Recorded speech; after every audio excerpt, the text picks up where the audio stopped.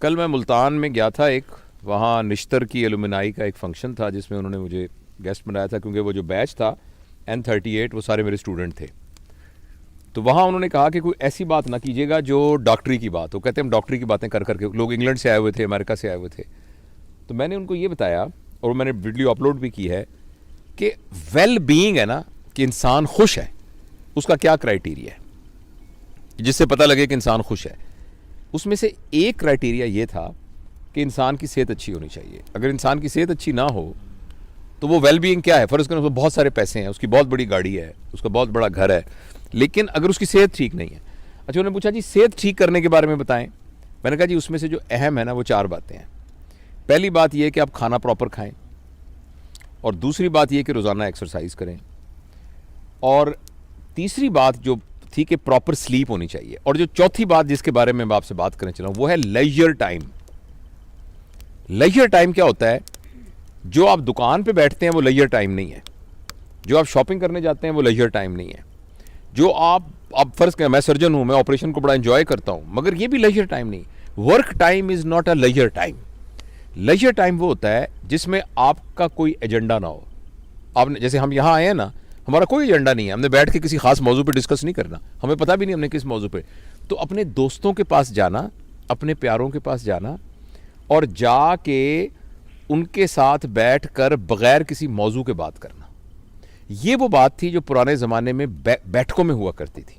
اگر آپ کسی گاؤں میں جائیں تو گاؤں کے اندر ایک جگہ ہوتی تھی، چوپال جسے کہتے تھے، وہاں 4 پائیاں پڑی ہوتی تھی، لوگ آ کے ویسے ہی بیٹھ جاتے تھے، حقہ پی رہے ہیں، گپے مار رہے ہیں، اور کوئی پرپز نہیں ہے، بس بیٹھے بت مارے. یہ ہے لیجر ٹائم.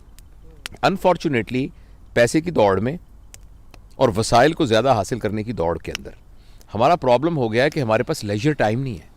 اور آپ نے یہ چیز اگر دیکھنی ہو نا تو ویسٹ میں جا کے دیکھیں کہ وہاں اتنی کیلکولیٹڈ لائف ہے کہ ایک مہینہ، میں ابھی انگلینڈ جانا تھا تو میرے ایک دوست آئے، تو میں نے کہا میں آؤں گا. وہ کہتے بہت مجھے خوشی ہوگی لیکن مہربانی کر کے مجھے 2 مہینے پہلے بتانا. اچھا، ہمارے گاؤں میں یہ ہوتا تھا کہ جیسے پنجابی میں نا پیڑ یہ کہہ کے دروازہ کھول کے اندر چلے گئے. پیڑ بھی زور سے اس لیے کہتے تھے کہ اگر کسی نے پردہ وردہ نہ کیا ہو، سر پہ دوپٹہ نہیں ہے تو وہ لے لو. اور مجھے یاد ہے میرے والد صاحب، وہ ہم ملتان میں رہتے تھے، اسلام آباد میں بھی، کہ ان کے دوست آتے تھے، روز شام کو دوست آتے تھے اور وہ آ کے بیٹھک میں بیٹھ جاتے تھے. کبھی ہم ان کے گھروں میں جاتے، میں چونکہ اکیلا ماں باپ کا بیٹا تھا تو ابو مجھے بھی ساتھ لے جاتے تھے. وہاں وہ آرام سے بیٹھے تھے، گپے مارتے تھے، کہانیاں سناتے تھے. وہ لیجر ٹائم جو ہے ہماری لائف میں سے نکل گیا، اور ہمیں کوئی نہ کوئی اس بات کا ضرور اہتمام کرنا چاہیے. اور میں اس بات کو انڈرسٹینڈ کرتا ہوں کہ یہ روز ممکن نہیں ہے کیونکہ آپ کے پاس ورک، لیکن کم از کم ہفتے میں 1 دن، 15 دن میں 1 دن. اور دوسرا، ہمارے معاشرے میں نا ہالیڈیز کا رواج نہیں ہے. ویسٹ میں آپ دیکھیے جو بھی بندہ اپنے کہے گا well I have my children are working, I have got my own house and I have a decent holidays. تو ڈیسنٹ ہالیڈیز ہونا جو ہے نا وہ ایک کرائیٹیریا ہے ویل بینگ کا. لیکن ہم آج کل ہمارے اس معاشرے میں نا ہالیڈیز کا کانسیپٹ نہیں ہے. ہم ہالیڈیز، تو ہمیں ہالیڈیز ضرور کرنی چاہیے، اور بڑی ہالیڈیز نہیں کر سکتی، چھوٹی ہالیڈیز کرنی چاہیے جس میں آپ 4-5 گھنٹے کے لیے دوستوں کے ساتھ بیٹھیں اور گپے مارتے ہیں. اس کے علاوہ ایک چیز جس کو ہم نگلیکٹ کرتے ہیں اور جس کا نبی کریم صلی اللہ علیہ وسلم نے بڑا کہا ہے، وہ ہے صلہ رحمی.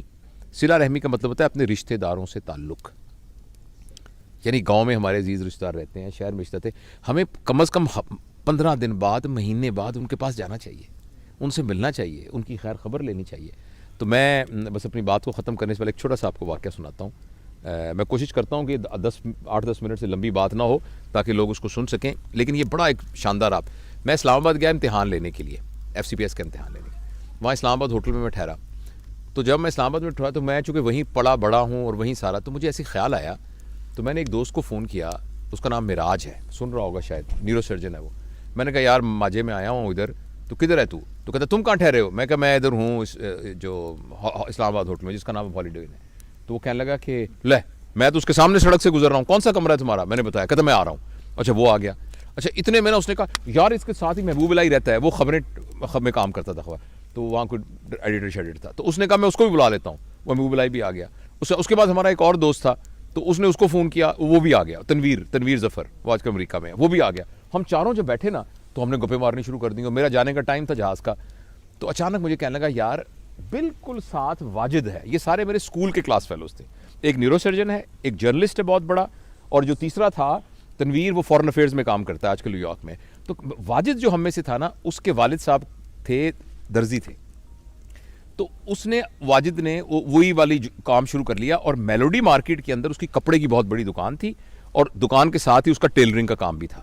تو اس نے کہا یار میں واجد کو پتہ لگے گا کہ تم آئے ہو جوید تو بڑا خوش ہوگا, تو چلتے ہیں. تو میں نے کہا چلتے ہیں. تو میں نے نیچے سامان چیک آؤٹ ہونے کے لیے میں نے کہا ساتھ ہی واک کر کے چلتے ہیں. ہم واک کرتے کرتے کرتے وہاں پہنچے تو بڑی سی دکان تھی. تو وہاں ہم اندر گئے تو اس نے کہا کہ ایک لڑکا نکلا. تو میں نے کہا کہ بیٹا, اس نے کہا میں وہ بلائی نہیں, کیونکہ ظاہر میں تو بہت سالوں سے دیکھا ہی تھا. تو وہ کہنے لگا کہ واجد کدھر ہیں واجد صاحب؟ تو اس نے غور سے دیکھ کے کہنے لگا آپ انکل کون ہیں؟ تو ہم نے کہا ہم واجد کے کلاس فیلو ہیں سارے. کہنے لگا ابو تو 2 سال ہو گئے فوت ہو گئے. ایک دم میں تو شوق میں ہو گیا, اور محبوب الہی رونے لگ گیا, ایسے کر کے رونے لگ گیا. اس نے کہا یار تو یہاں نہیں رہتا, میں تو یہاں ساتھ کے محلے میں رہتا ہوں, اور مجھے پتہ بھی نہیں میرا کلاس فیلو 2 سال ہو گئے فوت ہو گیا. تو ایک دم نہ پھر میں نے اس بچے کو گلے لگایا. میں نے کہا بیٹا تو ہمیں بالکل نہیں جانتا, ہم تیرے چاچے ہیں ہم, اور تیرے ابا کے دوست تھے. اور بڑا پھر بیٹھ کے ہم نے فاتحہ پڑھی, اور واپسی پہ ہم سب نے یہ فیصلہ کیا کہ یار زندگی کا کیا پتہ ہے, تو جب تک ہم زندہ ہیں ہمیں اپنے دوستوں سے, ملنے والوں سے, تعلق والوں سے رابطہ نہیں منقطع کرنا چاہیے, ان کو ملتے رہنا چاہیے.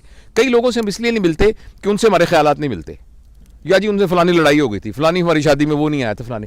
یہ اتنی چھوٹی چھوٹی باتیں ہیں کہ ان کو درگزر کرنا چاہیے, اور اپنے پیاروں سے, رشتہ داروں سے ملنا چاہیے, اور لیجر ٹائم. اور جس طرح ہم دیکھیں یہ احمد صاحب ہیں جناب, ڈاکٹر احمد صاحب, اور سارے ہمارے پوری فیملی یہاں بیٹھی ہوئی ہے, اور ہم انجوائے کر رہے ہیں اس لیجر ٹائم کو.